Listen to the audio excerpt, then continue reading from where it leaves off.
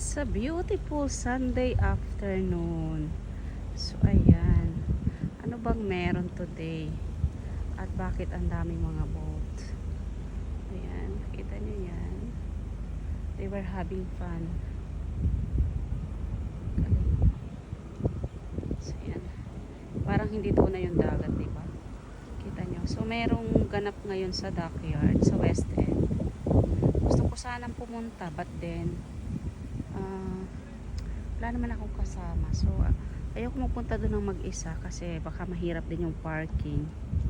Gusto ko rin sana sumakay ng ferry from Hamilton. Ang ganda ng weather, oh. Para gusto kong ma-try na sumakay ng ferry kasi it's been a while na hindi ako nakakasakay na ng ferry, as well as bus.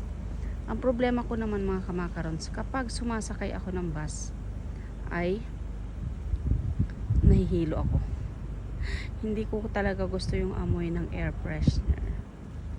So ayan, mas maliwanag ngayon sa makikita niyo yung mga island, yung mga tumpok-tumpok na island. Some of them are private. One of the island ay yung mayaman dito sa Bermuda. Pag-aari niya yung island, o diba? Iba ang nagagawa ng pera. But too much money is trouble as well. So okay na yung tama lang. At least nag-i-enjoy, ini-enjoy ang pera, diba? Ini-enjoy ang life.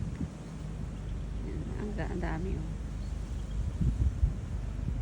So ayan, natapos na ng aking work. Look at that. Look at this one. So ayan, magpakita. Sobrang lapit. Ayun. Ang lapit-lapit lang.